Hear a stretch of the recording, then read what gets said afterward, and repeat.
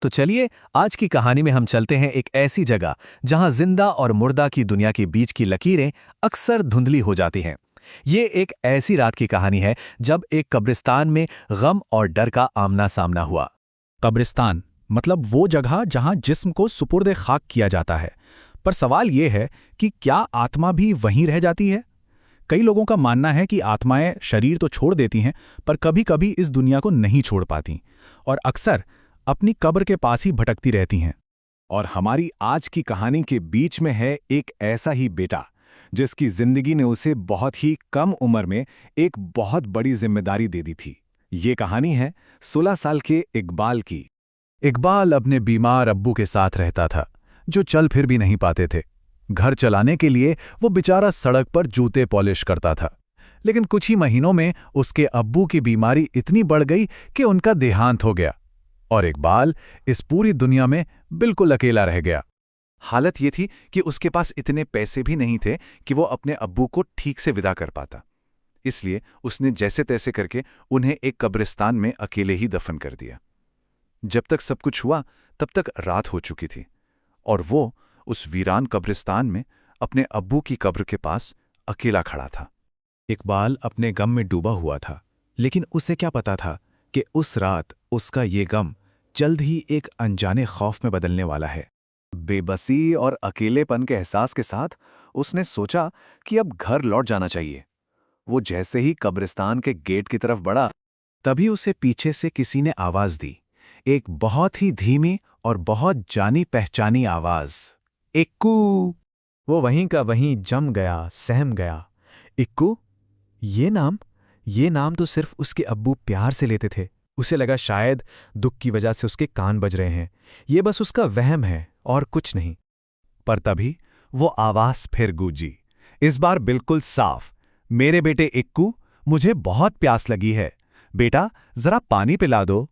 इस बार इकबाल के रोंगटे खड़े हो गए, खून मानो नसों में ही जम गया हो। अब कोई शक नहीं था, ये आवाज उसके अब्बू की ही थी और ये कब्र के अंदर से आ रही थी। वो घबराकर पीछे पलटा और चिल्लाया, अब्बू! पर उसके सामने बस एक खामोश कब्र थी। और इससे भी ज्यादा डरावनी बात यह थी कि कब्रिस्तान का लोहे का गेट, जो कुछ देर पहले तक खुला था, अब बंद था। उस पर ताला लगा था, मतलब वो पूरी तरह से फंस चुका था। हाँ, बाहर निकलने का एक दूसरा गेट भी था, पर वो कब्रिस्तान के एकदम दूसरे कोने में था।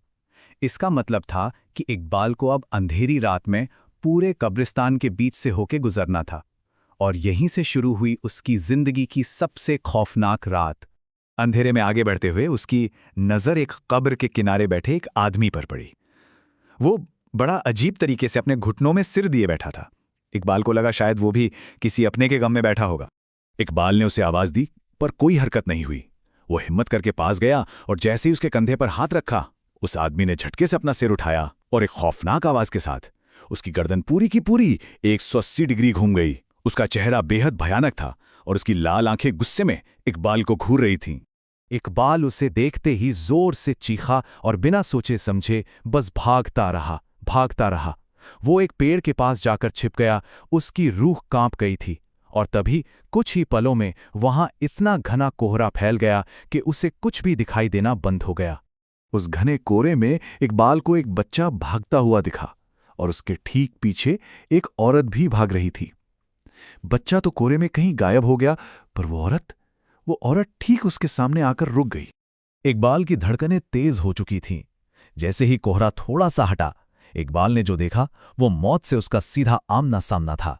उस औरत का चेहरा इतना खौफनाक था कि ऐसा लग रहा था मानो वो सालों से किसी कब्र में दफन हो और अभी अभी उससे उठकर बाहर आ गई हो। वो धीरे धीरे, बहुत धीरे धीरे इकबाल की तरफ बढ़ रही थी। डर के मारे इकबाल जैसे ही पीछे हटा, उसका पैर फिसला और वो सीधा पास की एक खुली कब्र में जा गिरा। इससे पहले कि वो संभल पाता, वो खौफनाक औरत ठीक उसके ऊपर थी। उसका गला दबा रही थी, उसे नीचे अंधेरे में खींच रही थी। उसकी दुनिया।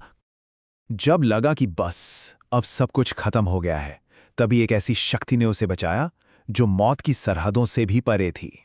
ठीक आखिरी पल में अचानक हवा का एक तेज झोंका आया।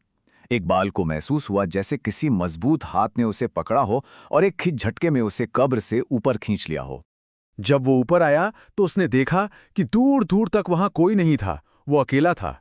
वो उस कब्र से बाहर निकलते ही फौरन दूसरे गेट की तरफ दौड़ा और बिना एक पल भी पीछे मुड़े वहां से बाहर निकल गया। कब्रिस्तान से बाहर आकर इकबाल की आंखों में आंसू थे, पर इस बार ये डर के नहीं थे। उसे सब समझ आ गया था। वो मजबूत सहारा, वो हाथ जो उसे मौत के मुंह से खींच लाया था, वो किसी और का नहीं बल्कि उसके अब्बू का ही था।